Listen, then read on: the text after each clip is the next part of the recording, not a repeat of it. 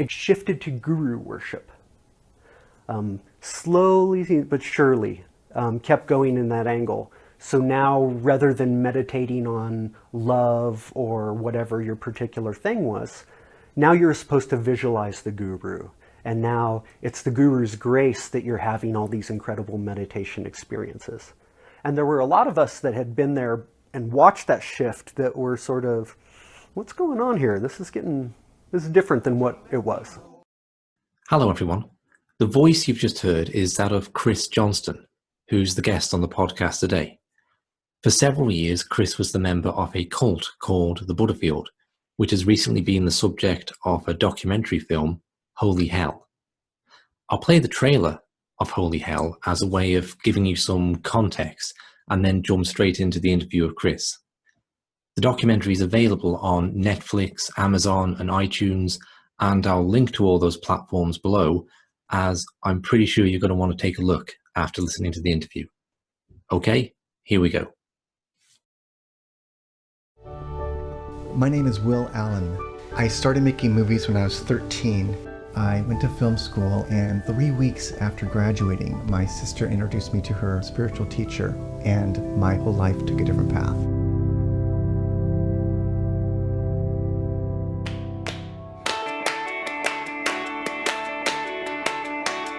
It was the middle of the 80s, and we wanted something different.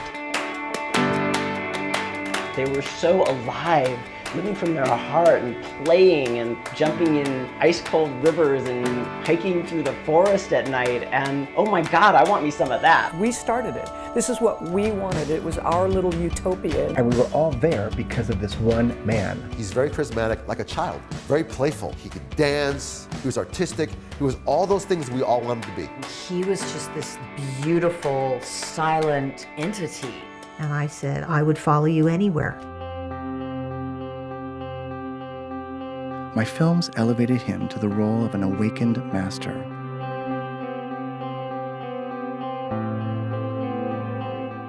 He spoke as if he had gone into the cosmos and come back. He said, what are you willing to give up to know God? It's not like we were forced to be there. We wanted to be there. He always told us we're an anti-cult. I was hallucinating, colors were moving around him, and I thought, I found it. I really felt like I had a purpose in my life. He just became stranger and stranger and more paranoid and more possessive. You can't say no. No is against the rules. He wanted to be worshipped. He wanted to be God. If you can stand naked in front of your master, you can stand naked in front of your God. What's the scientific, rational explanation for this madness? It was so hard to believe, but I trusted him. I never dreamed it would happen like this. I thought we would be together our entire lives.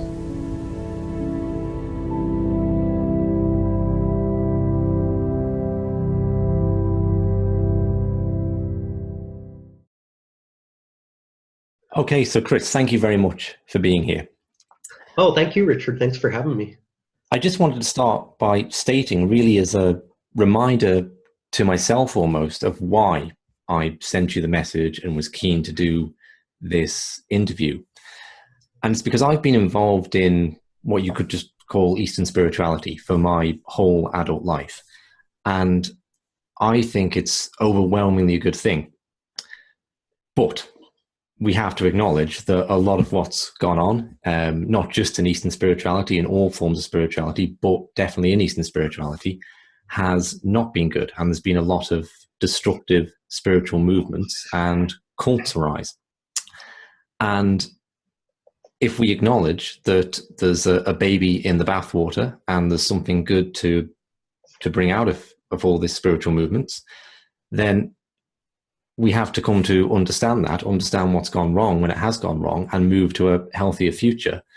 And you're someone who has been there, done that, bought the t-shirt on spirituality and cults, and gone on to study the whole phenomenon as well. So I'm just saying that as a reminder, really, to myself, that's what I'm doing this for, as a helpful resource in the end, so people can come to understand this and their role within it. Excellent. But first, maybe a bit of narrative as to what drew you into this group, the Buddhafield? I think you were quite a young man when you got into it. And what was it that you saw about it and then thought, that's for me? Well, and that's really the beginning of the story. So I had just moved out of my family's home, had grown up in a small rural town in Southern California, and moved to the big city, Los Angeles, had an apartment in Hollywood, and was actually studying at the Musicians Institute there, studying guitar at that time. Big changes in my life, big transition, and that's when I started running into, several sort of alternative spiritual movements. Scientology, of course, was the first one. They're all over the place there. I also ran into the Moonies, which you don't hear about very much anymore. A lot of people don't remember who Sun Myung Moon was. But in the 70s and 80s, he was the big boogeyman that everybody's kids were going and becoming Moonies and being abducted and stuff. They were actually on Hollywood Boulevard recruiting as well. I'm trying to remember what they were called themselves at that time. I think it was like the Unification Movement. Yeah. And I hadn't heard that name for them, so I just started talking to them. And the more they were talking, the more I eventually just blurted out without thinking about it, "Oh, you're the Moonies!" And you could see their smiles stayed, but their eyes sort of fell ever so slightly. Said, "Hey, where do you live? Can we come pick you up for a meeting?" I was like, no, I'm done. So you were streetwise, right? You knew I really was. And that's what's so amazing is people think that, oh, you're just young and naive and all of that. No, I knew cults were a thing, but I knew it was like, I knew the Moonies were a cult, and I knew Scientology was a cult. And I had the list of names, but I didn't understand it as a phenomenon. And I'm sure we'll get into that more later, but I think that's a really important distinction between the ideology and the phenomena. Because there's lots of people of all sorts of religious stripe. I can't think of a religion that I haven't heard of some cult attached to. But we'll take, Christianity, for instance. Christianity in and of itself, in this day and age, is not a cult. It's arguable of whether it may have started as one.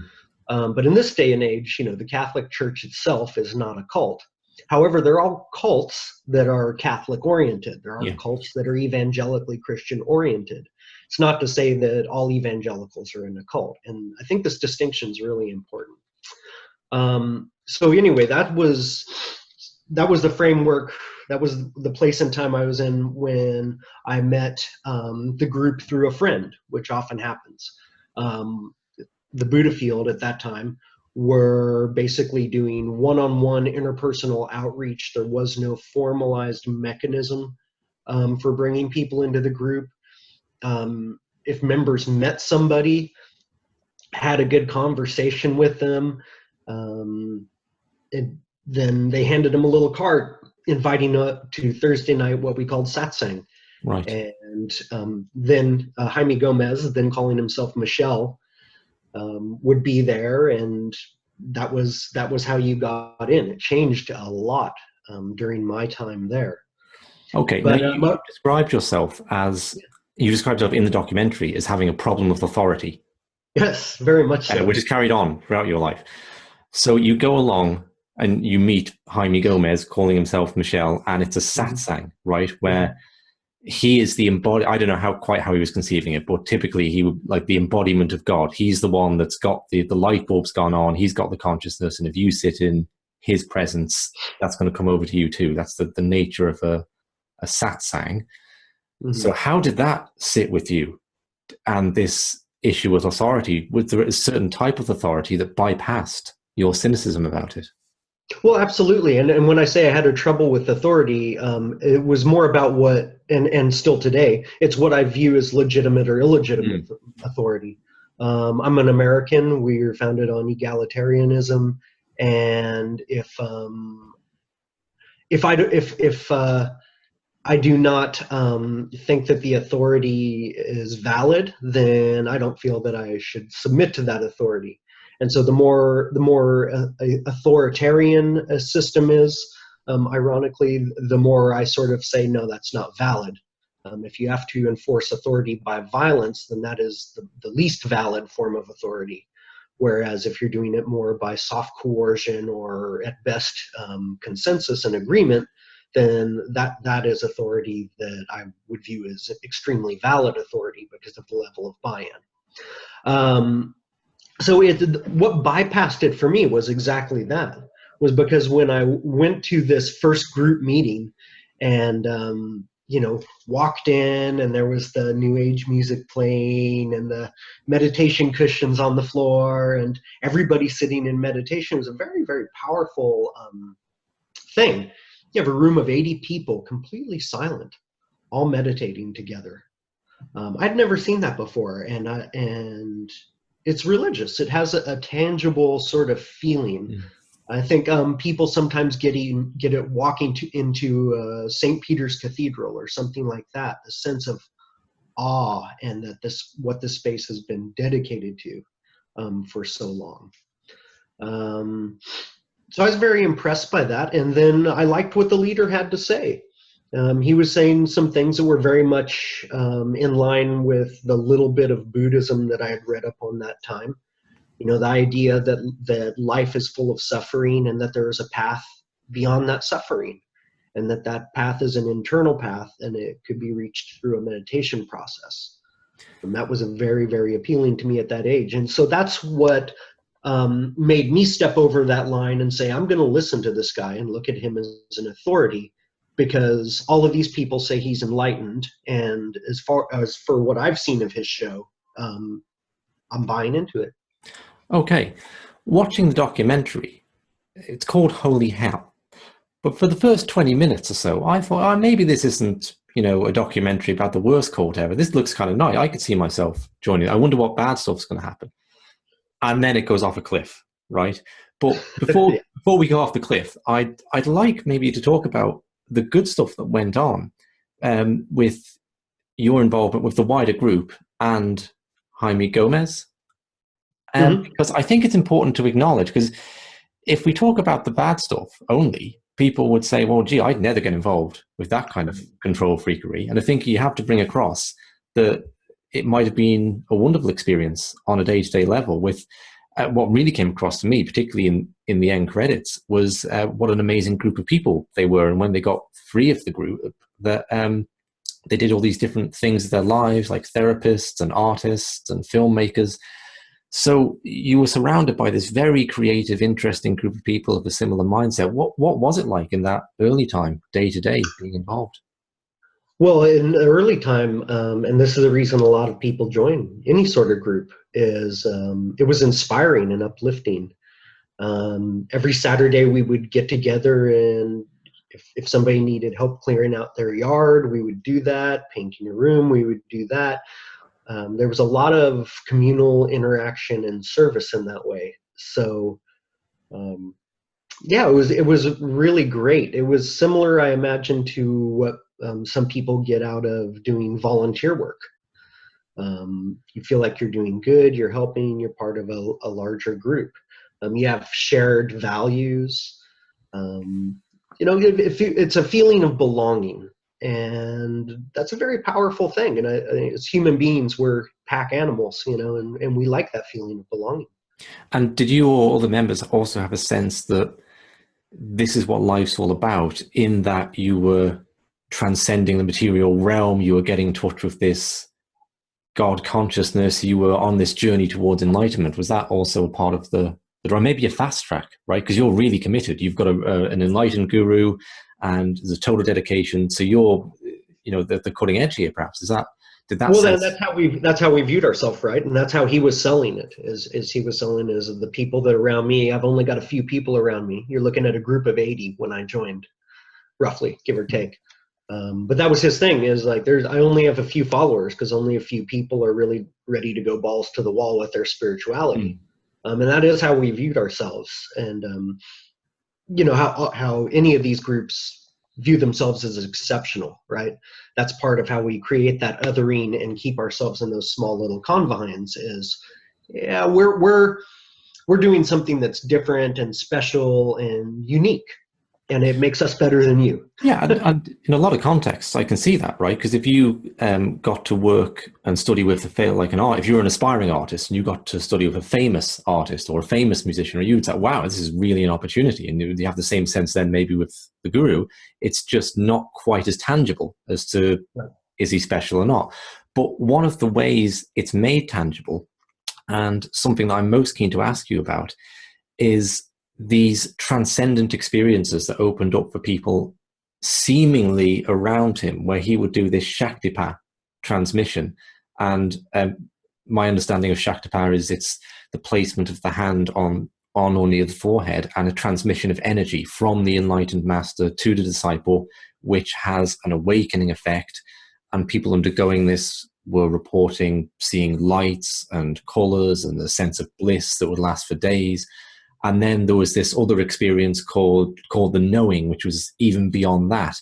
And in my experience of people who I feel become involved in cults, one of the most powerful hook-ins is the experience around the guru. And even people I know who have come to hate their guru and think they are a narcissistic child who should probably be in jail, they'll say all that, they'll express their anger, but then they'll go, but the thing is, I had these experiences and he had this awakening effect. And I was actually watching the documentary with my mother, and she was asking me, what's this thing that they're putting their hands on the foreheads and people is that all an illusion? And it was a hard question for me to answer because I'm left wondering myself, well, what's that about? So could you speak to the kind of experiences you had, particularly with the Shaktipat transmission and other experiences that you interpreted as being, this is because I'm in the presence of the guru? Right. Well, I guess that for me, he first did, we just called it Shakti. And the first time he did that with me, it was, I think, my second time I had come to one of the Thursday night satsangs. And at the end of it, he would say, who wants Shakti?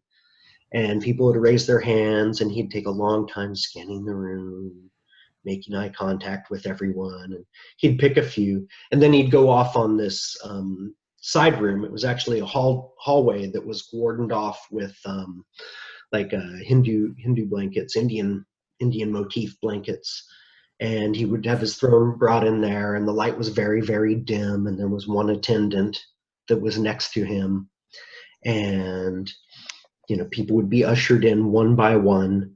And you would come up to him on your knees, very, very close. It's the only time most people ever got that close to him. So just being in that physical proximity of somebody that you don't get to be in. So I like seeing a celebrity, you see them from afar so much. And then when you actually meet whoever that person is, Kurt Russell, whoever, you're like, oh, wow, here you are. And there's something that feels very special about it. So that's a big part of it. You're there with your religious leader. It feels very intimate. And he'll message whatever he wants to message to you. And then he does the initiation. The first time I got it, I felt like I had done something wrong because I didn't experience anything right. And people were talking about seeing light and all this stuff, and that didn't happen for me for a long time. And I thought, wow, there's maybe there's something wrong with me. I'm doing this wrong. I'm not open. It couldn't be a hoax because there's that's those 79 other people that are saying it's not. So social proof plays very big into this. Yeah. But I kept doing my meditation practice, an hour every morning, an hour every night, which was very difficult in the beginning. And then there was this one time right before we were going on the retreat to Utah. This must have been 1990, summer of 1990, I believe. No, 91, excuse me. And he invited me in and said something to me about really surrendering myself and stop playing cat and mouse with God, because I still had a life. I was still going to school. I was kind of coming to these meetings, invited to the Monday night ones, but I was very tentative. And so he did the Shakti ceremony with me, and I saw this flashing light. It was completely silent, and I was in awe, in absolute awe. I could not believe that this stuff that people were talking about was for real. It's like, holy shit, this guy really is for real. He really is like the equivalent of a Jesus or a Buddha. What didn't make it into the movie, and I greatly regret that it did not, was that what he was doing is he had a small light. And as your eyes are closed and his hand's on your forehead, he's flashing the little light. Wow. That's what that was. That's why we were seeing light. Now, here's where it gets bizarre, though. I still meditate. Not an hour every morning and every night. It's more whenever I want. But sometimes I will see light. And it's the weirdest placebo effect ever, but I've practiced it, right? I've spent 16 years practicing this. So eventually I've gotten to the place where I've convinced my mind that sometimes I do see light. Not consistently, not every time, but sometimes. So that just, to me, that's a mystery of neurology. Sure. And I suppose when you lose faith in the guru, as many people do, and we'll come on to why in a moment, but you're left to scratch your head, as everyone is, as to, well, gee, was that all me? Or I know he's not this God-realized person. I thought he was, but maybe it's what I've seen actually in explanations for gurus. I think there's been a shift over the past 20 years or so from the guru is all God-realized to the guru is God-realized, but maybe not emotionally developed, as a way of explaining the behavior when it became untenable to carry on with the 100% God-realized paradigm. So I've had a lot of people say to me, okay, my guru has the emotional intelligence of a toddler, okay, and will throw tantrums, but he is connected to this transcendent reality because he can bring it through and induce these experiences. So were you and other members left to struggle with that? After big time. Something that he not, maybe not easy questions to ever answer. Well, I think it is. I mean, I fall on the social phenomena side of this, right. And that's really what's going on here, and that it's both a beautiful and terrible thing. But so for the guru, you didn't get to see how petty and ugly he could be unless you were in a certain radius of the inner circle of that organization. Right. I didn't see any of that while I was in Los Angeles with the group, because you're insulated from it. If you think of it, there's a social penetration model. I forget the researcher who came up with it, but it looks like a target. And so you have frequency and depth of self-revelation or sharing of things that are important to yourself. Mm-hmm. And that's what defines how broadly you are involved in this group and how intimately you are involved in this group. And so if you think of a target with the guru in the center, and then these concentric circles where you have then an inner circle, and then the peripheral circle to that, and then another one to that. On these outer layers, that's where all the good stuff is. That's where all of the community is. That's where all of the spiritual practice is, devotion. But when you get in closer and the requirements for devotion increase, it gets increasingly exploitative. So I didn't see any of the ugly of him until long after the sexual relationship had begun. Well, maybe not long, but till after the sexual relationship had begun. Okay, we're just, because we haven't mentioned that so far. So why don't you go ahead and say whatever you wish to about the disillusionment? And I think for the impression I get from the documentary is everyone had their individual disillusionment, which they kept private, growing inside of them. And then one day there was an email sent around and the dam burst. But please say whatever you wish to about your own disillusionment process. Yeah, well, I mean, more than anything else, it was just the blatant hypocrisy that went on from day to day. You know, this was a guy who was telling people, oh, you're missing it if you get caught up in, being emotionally attached to a person romantically, or if you're angry at one of your brothers and sisters over something, you need to let it go. Because, in meditation, you're not attached to the external ups and downs of the world. You've transcended that. So if you're in any sort of emotional state that's not bliss, you're wrong. And everything that's coming out of your mouth is wrong. But then we would watch this guy, and he would bump into a doorknob and yell at you because you were the person closest to him and you didn't get the door out of his way. Or he would, trip over a shoe that he had left on the floor and yell at you for not having picked it up. He wanted a glass of water, and how did you not know that, you idiot? Can't you see my glass is empty?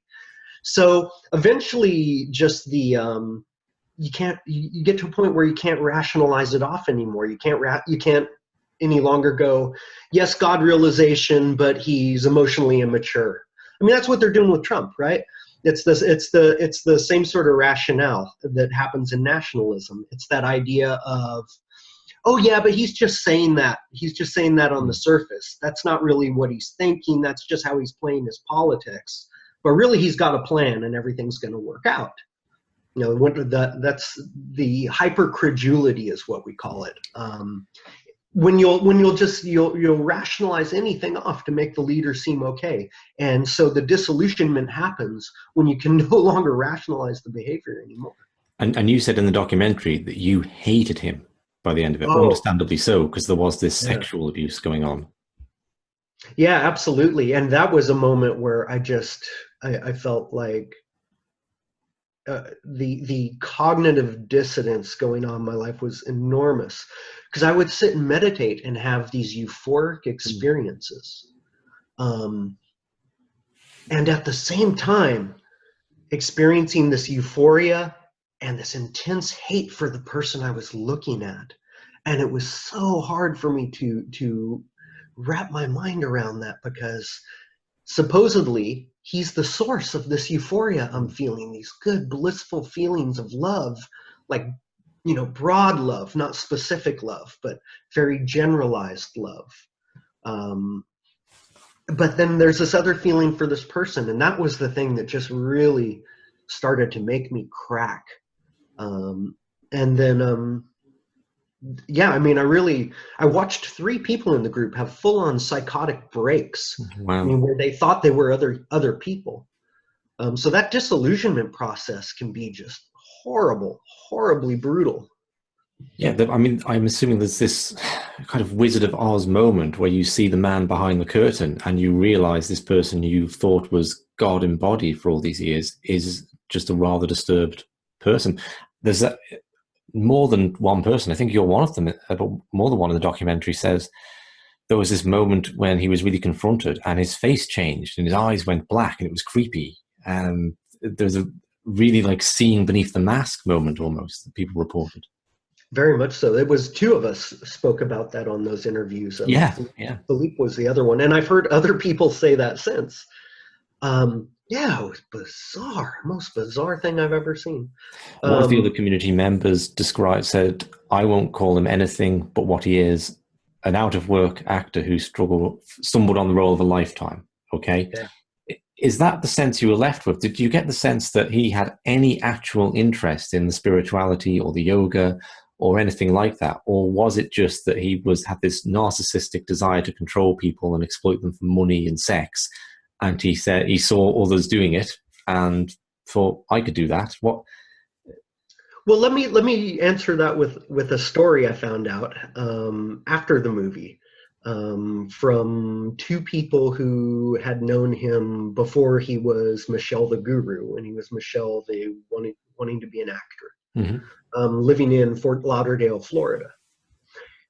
He had a friend, a female friend, who was living in Miami and who was going to the Divine Light Mission and was, I think Maharaji Yogi is, I think the guy, right, how the man refers to himself. And they have these 4 techniques that they were initiating people into called the knowledge. And they were from the Patanjali Sutras. You can find them in there. And so she had been going through this, I don't know, 3-4 month process before being initiated. And then one day on her initiation, the people that were giving the initiation were like on a circuit traveling through the different organizational outposts. The people that had done your preparation work over those 3-4 months weren't the ones that were initiating you. Mm-hmm. And so she vouched for Jaime, who came along to her initiation, hadn't done any of the stuff before, just told him like what the cliff notes were for him to need to pass. And he walked in and received the spiritual initiation and then turned around and started sharing it with people. And then eventually his story about having had a guru that he served, yes, and all of this stuff, that was all a fabrication. It developed to explain or to cover up what really happened, which was he went in under false pretenses to receive a religious indoctrination. So one of the things that's really striking to me about the story, and I know you've gone on to study religious movements, okay? These guru abuse stories have so many common themes to them, it seems to me. It's almost as if there's a manual they're reading that we don't know. It's not available on Amazon. I don't know where you get it, but you just see in the book, to cite an example, okay, I just read in the book the Guru Files about how sex is, so many gurus either forbid sex or encourage rampant promiscuity, because what they don't want is intimate relations forming, because that's a little isolated thing that's out of their power. And I know that was a big part of you coming out of the group. Yeah, it turns out that that's one of the primary ways that people end up leaving the group is through forming some sort of interpersonal relationship that takes primacy. But when I can understand how a rationale could be given, okay, because like abstinence has always been a part of spirituality, and then you have the mirror opposite of that, of you've got to let go of your attachments. Okay, there's the rationale. But it's just bizarre to me that, because when I heard that, I thought I could just run through and think, oh yeah, this cult, this guru, and just list them off in my mind of all the ones that have employed that kind of tactic. And that was just a starting point if I could think of just the commonality of themes of control. So let's take that as an entry point then, because you went on, I know you worked as a bouncer for a while, and I thought that was interesting, because being in the court is like the absence of boundaries, and you literally got a job as a boundary between ironic. And probably, I guess, kind of healing and as well. But you went on to study religious movements, and that's something I don't know so much about, because it's not in the documentary. It just says it at the end. What took you into that, and what did you find about the, let's take the similarity in cult abuse? Geez. There's a few things here. That's kind of an expansive question.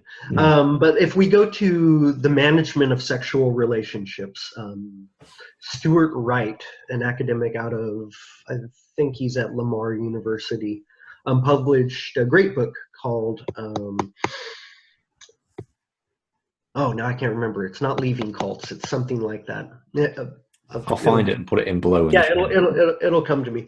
But he talks about how there's several things that a successful new religious movement needs to do. And one of them is to manage interpersonal relationships. So it's not so much about the abstinency, though that's a really common one that you hear about. But it's more about keeping those dyadic relationships between two people from becoming more important than your devotion to the group and the movement. You have a group that's very popular out here, Orgasmic Meditation, who they do it with exactly the opposite way. The practice is clitoral stimulation. That's their meditation practice, and but you don't necessarily get to choose your partner. who you're doing this with. So it's all about controlling those relationships, not necessarily getting rid of sex in that way. The abuse thing, to think about it that way, it's, I don't know, it's kind of hard to approach, because it's just people have different ideologies and values around things. There's the children of God who molest children, and that's part of their value system. But again, that's an interesting one, because in a Christian context, I think it's a bit harder to get rid of the family thing than it is in an Eastern context. And yet the children of God managed it. And there's very interesting documentaries that talk about how the leader sent out these newsletters, which you could see they slowly turned people's mind into, in a very interesting ways. Like, I'm in a way that presented, we're asking this really difficult question: is promiscuity okay? And then it goes on to what is the age boundary, and in the end, they're making basically pedophilic literature, and that they take people on a journey where they're starting to feel that that's okay. And isn't that amazes me too, because I've heard about a satanic movement that does slavery and does pedophilia, but then on the other side you have exactly the same phenomenon and abuse occurring under the guise of God's love. It's the same behavior, but it's the ideological rationales are just on the other ends of the spectrum. I feel I missed. I should have asked you, really, what drew you into study? I mean, it's kind of obvious, but what really drew you into studying religious movements? Yeah, I'm sorry, I got on a bit of a tangent there. Yeah, just clarify. I wanted to understand what happened when I left the group, and when I knew it was over for me. Oh, it was such a relief. It was such a relief, because I had told myself already that if this thing was not over by the time I was 40, I was going to leave when I hit 40. It ended when I was 35.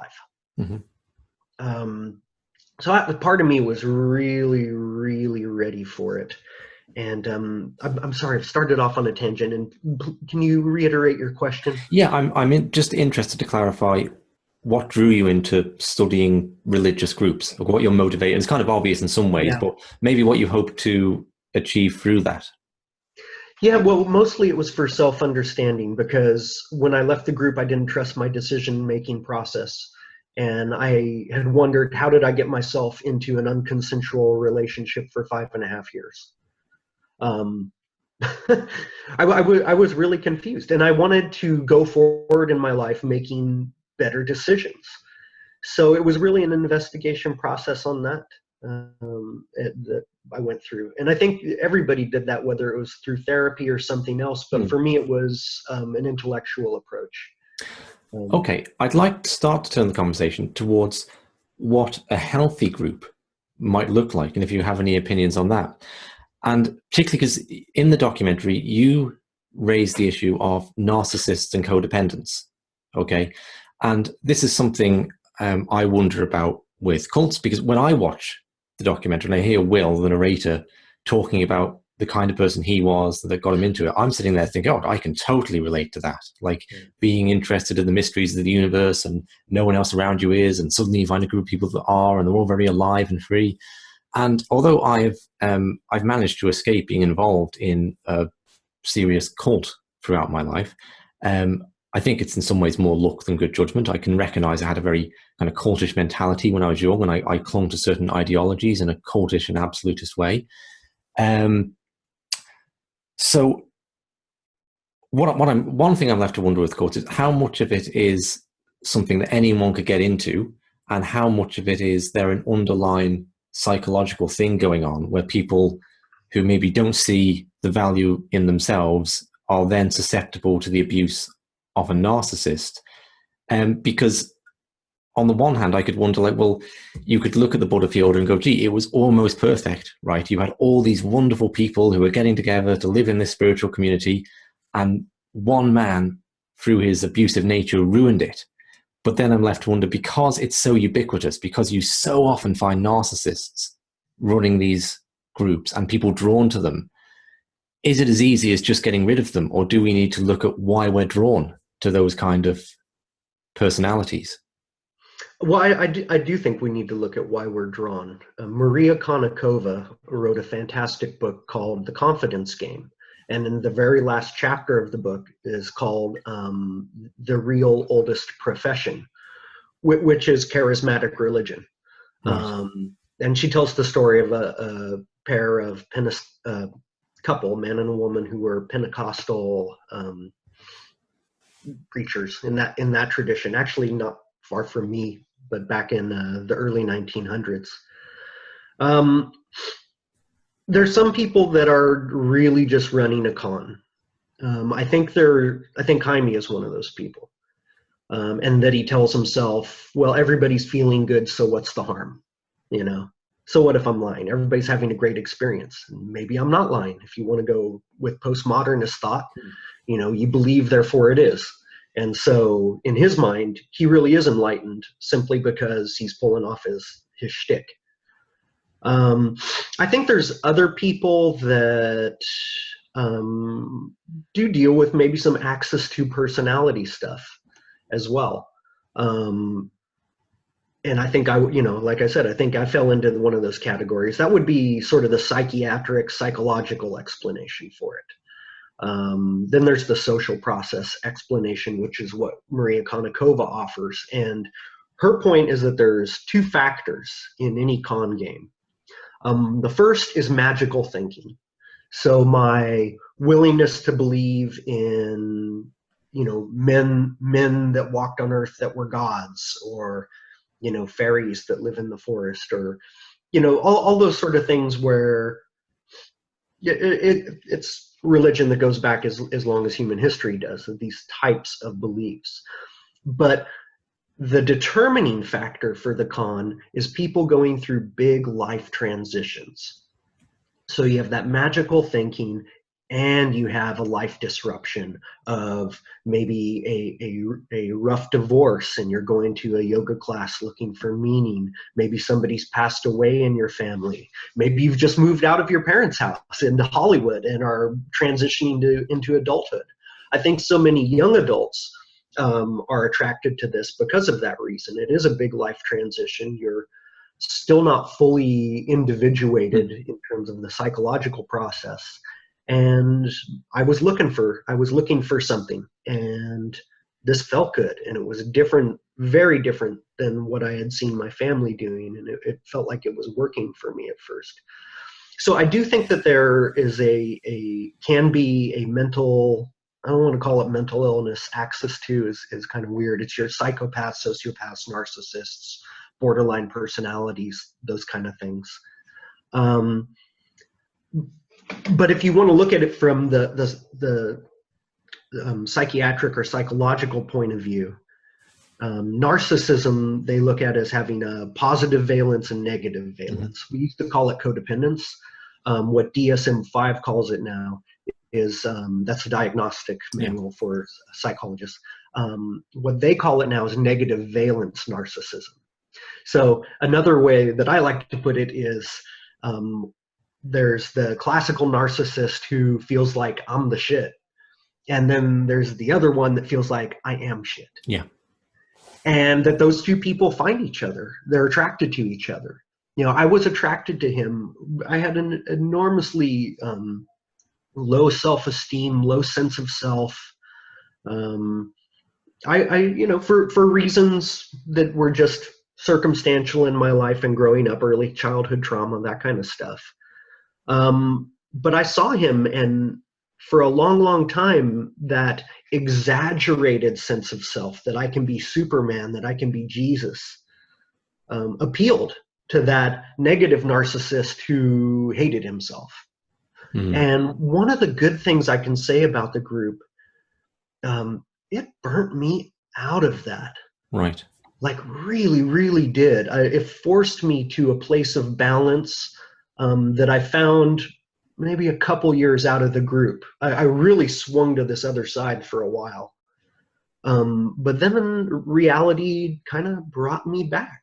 Oh, you swung to having how do you describe positive valence narcissism? Yes, definitely. And I think most people with narcissism have a certain swing with that, Yes. where you have Yeah. this extreme arrogance on one side, and then you have this extremely self-hatred on the other. And it's just sort of, where do you spend your time in that continuum? I do find it interesting how right back to the Greek myth, it's a myth of Narcissus and Echo, of course. And Narcissus gets lost in himself, Echo gets lost in Narcissus. There's this recognition of this psychological principle going back thousands of years. It's amazing. So, having said all that about the bad, then, do you have any reflections on what healthy spirituality might look like that maybe can reach people who are on what the negative valence narcissism, what I was calling codependent, without abusing them? What does a healthy spirituality for the 21st century look like to move away from these old and dysfunctional models? Well, I think if we consider that the dysfunctional models put a charismatic leader at the center and focus on having a rigid black or white ideology, that perhaps what's healthy is the other side of that, where we stay away from the charisma of leaders, or at least the worship of charisma, the recognition that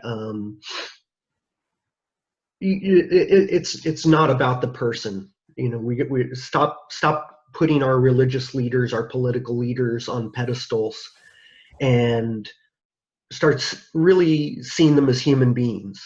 It's objectification when you ultimately look at it.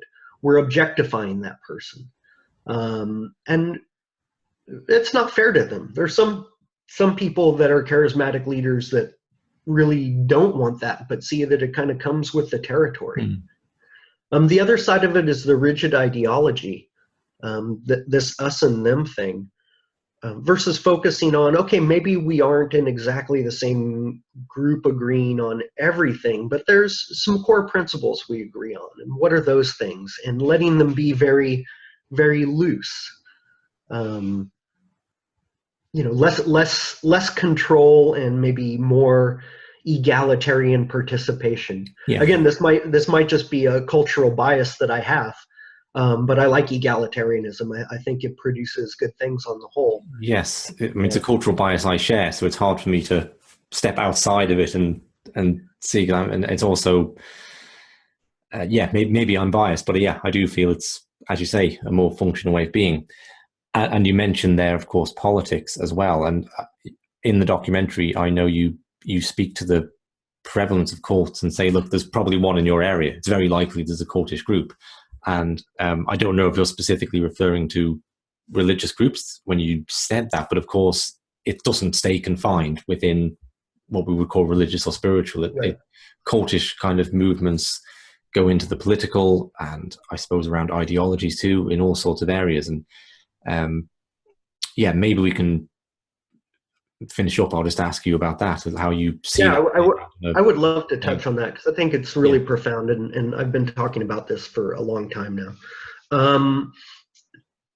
Extremist political movements look very much the same as religious cults. Now, if you think of it as a broader phenomena that works around the charismatic relationship, so you have a leader who is perfect, is idealized, is the object of worship, and in some way or another is extremely deferred to. They're the ones that are going to save us from something, whatever that thing is. They're going to save us from it. And then we have an ideology that's completely black and white, and that is willing to divorce itself or adjust to reality. And you see these things in nationalist movements, and you see them in early communist movements as well. Robert J. Lifton, the psychiatrist who is really sort of started this whole field of academic research, was doing his research back in the early 50s on people who were being kicked out of China after or during the Cultural Revolution. So it was Westerners that had been there working for extended periods of time who went through re-education prisons, and Chinese academics whose universities were all of a sudden turned into a whole different style of indoctrination system, where the subjects like economics that they had been teaching, they had to completely toe a whole different line that was completely ideological and not fact-based anymore. So the study of this very phenomenon, the study of cults itself in the modern day, actually started with studying Mao and the Cultural Revolution. Right. So I think politics is very, very closely linked to this. Stalin was a charismatic leader, and then you can go to the right and look at nationalist movements. Hirohito, Adolf Hitler,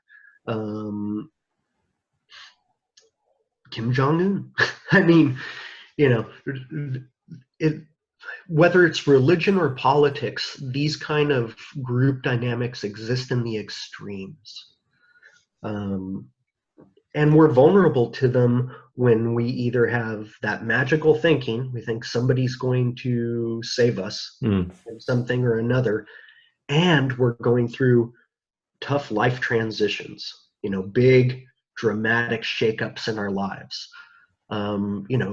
There's Hitler rose up under an enormous economic collapse that had happened after World War I for Germany. It's there's a lot of pressing things on different countries now in the world as well, and it concerns me greatly, because good decisions are not made by ideology. Good decisions are made by people who thoughtfully look at a problem and break it down and figure things out. Yeah, it's a concerning thing for me. One of the questions I've liked to explore in this podcast is, okay, so what role does spirituality play in political or economic engagement? So on one hand, you could say, so is it that being spiritual or being interested in something like meditation or transcendent states of being, does that mean that I naturally will go down a particular political line, that I naturally support the left or the right, or free markets or socialism, or would I be an environmentalist or not?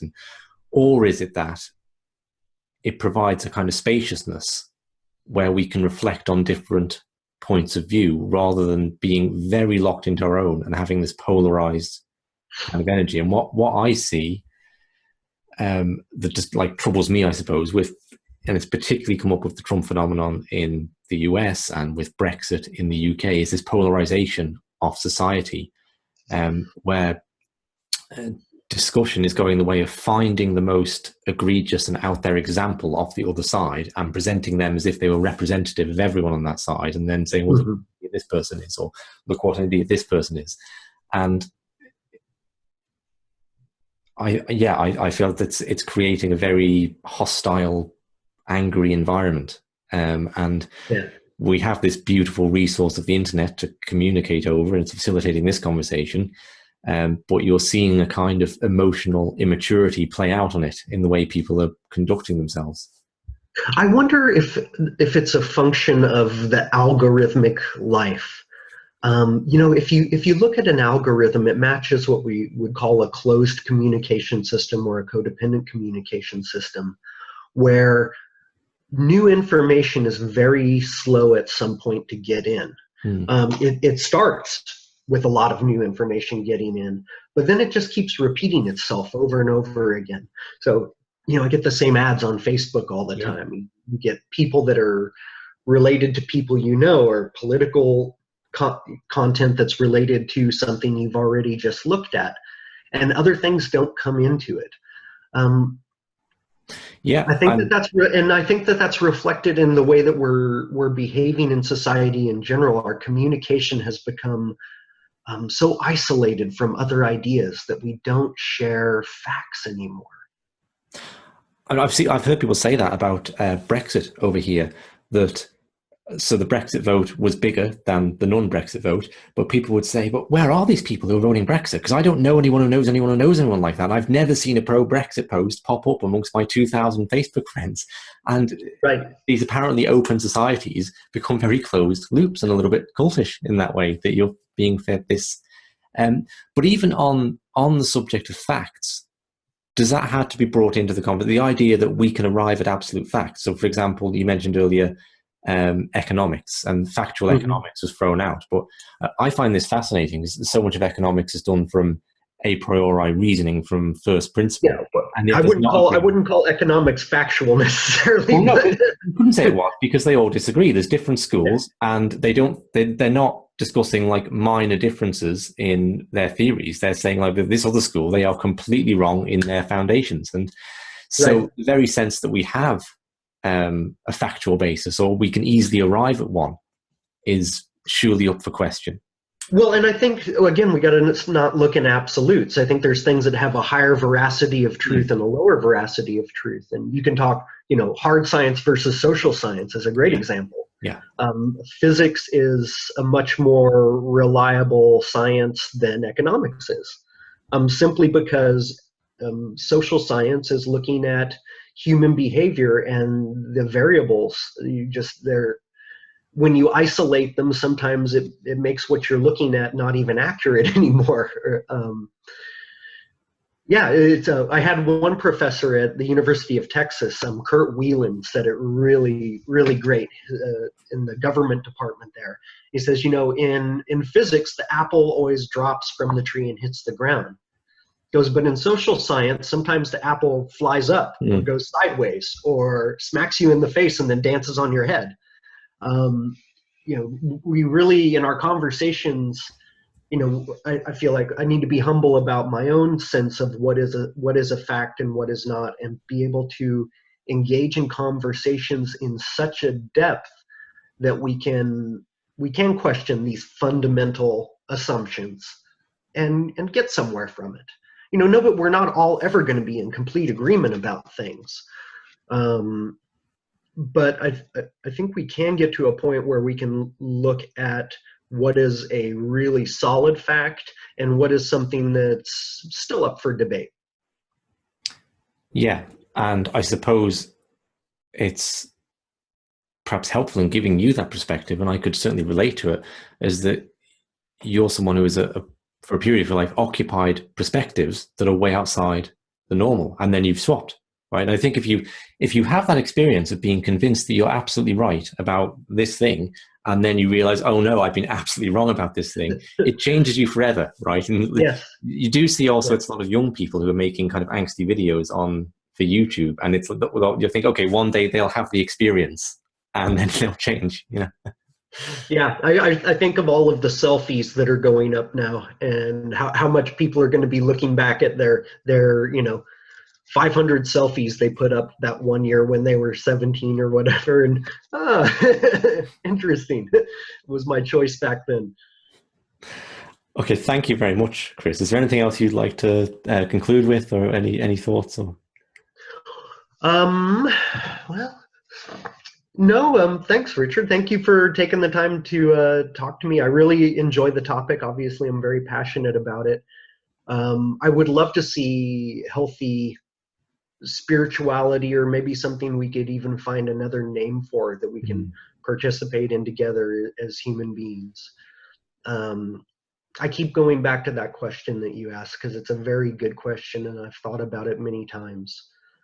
And maybe it can happen within our kinship networks, within our families.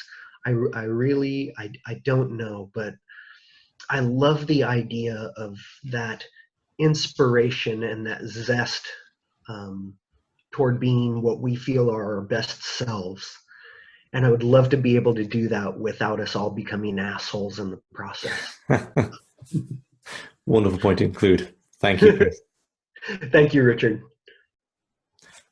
Okay, thanks for listening, everyone.